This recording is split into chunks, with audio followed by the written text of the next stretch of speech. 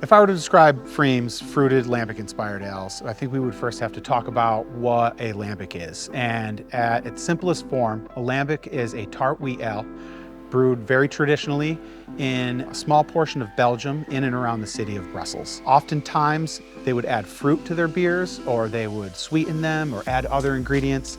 And it's that tradition that we're trying to carry on here in the Northwest. We have access to some of the greatest fruit grown in the entire country, and so it only makes perfect sense that we would utilize that fruit in our beer, and a lambic style beer is the ultimate expression of that. Our beers are soft and yet have a crisp acidity to them as well.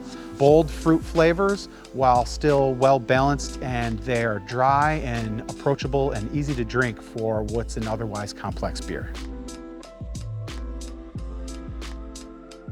To talk about the history of lambic beer, I think it's less about talking about the historical dates and brewers, and it's more important to talk about the culture and traditions that grew up around Belgian lambic and cafes. At this point in time, early in brewing history, all beers would turn sour eventually. There was no refrigeration. We didn't quite understand fermentation fully. And then when industrialization came and the lager movement came and beers got cleaner, drinkers turned away from sour beers. But the Belgians were so hesitant to give up their drinking culture centered around the cafe, where all of your social gatherings would happen and all of your big public debates would happen. And it was the town center. And it was around drinking these often uncarbonated, unblended lambic beers.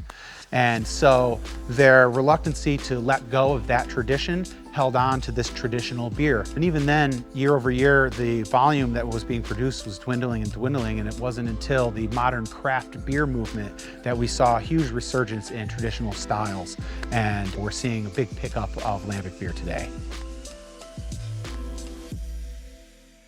Here at pFriem, we make a lineup of fruited beers that are inspired by traditional Belgian lambics. We strive to make them as traditionally as possible, but we do have a fairly modern brewery. So we brew all of our beers on our modern brew house up in Hood River, but it's a traditional 40% unmalted wheat beer mash, and we do use aged hops in that process.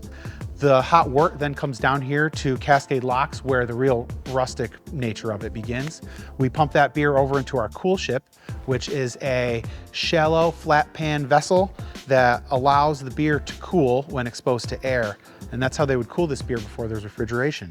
That's also how the beer gets exposed to the local microflora that makes them tart and funky. After they've cooled in the cool ship, we will then send them to these barrels behind me where they'll rest for about 6 to 8 months. After which we will start to see fruit come in the beginning of the summer, and we will age that beer on the fruit as it comes in.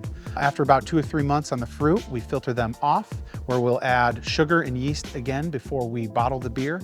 And that's called bottle conditioning, and will create a natural effervescent carbonation in there, really similar to champagne.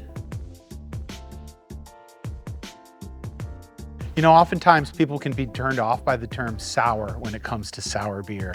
And sour doesn't really do enough justice to these styles. I prefer to refer to them as tart and complex.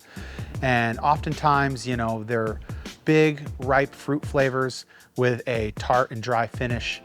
That sounds just like a good description of wine to me. And so oftentimes we find that these beers are a great segue to get wine drinkers to start approaching craft beer in general, not just lambic inspired styles. So we'll often suggest a Frambozen or a Kriek, or especially our Druif line. We make Druif Blanc and Druif Rouge, which are both respectively Riesling grapes and Pinot Noir grapes.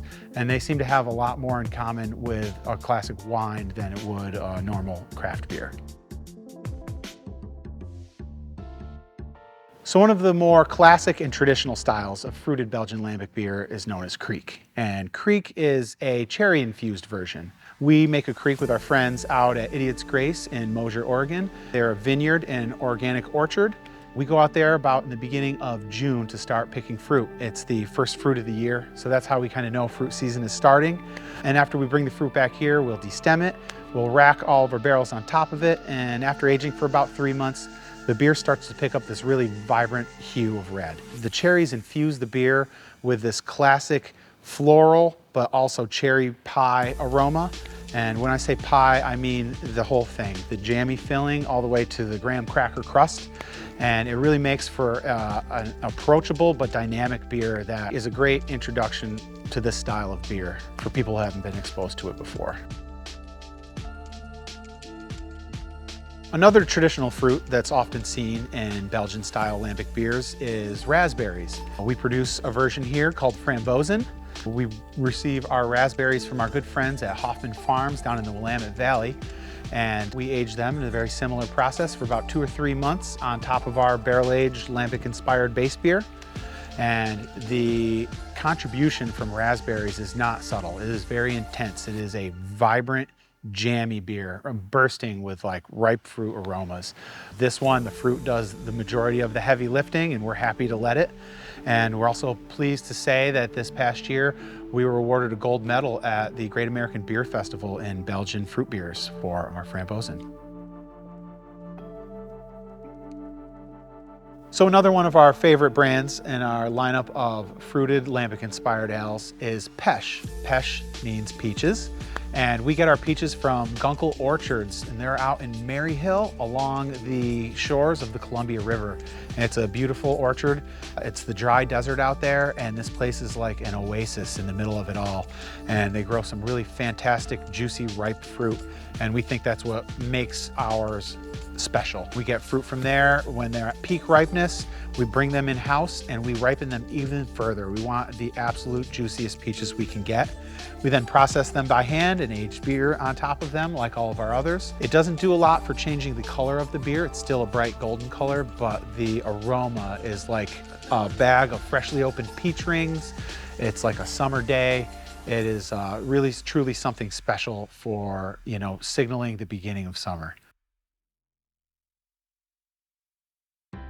So in addition to some of the more traditional fruit varieties that are used to make these beers, we wanted to do something that had a little bit more of a Northwest take on it.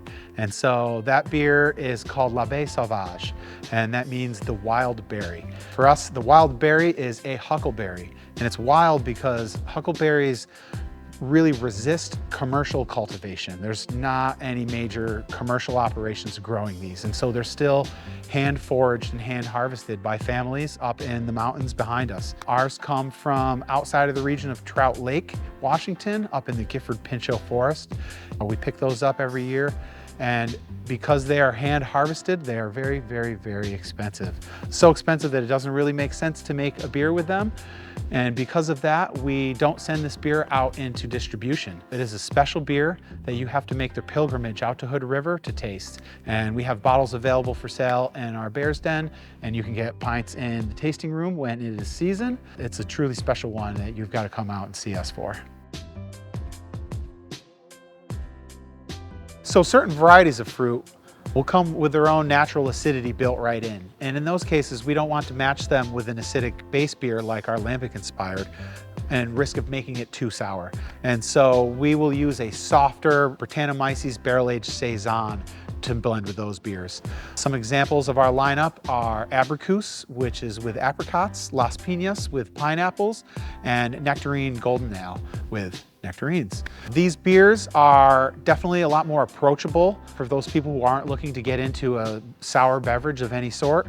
They're nice and soft and fruity and complex, but still very, very easy drinking. It's a good place to start.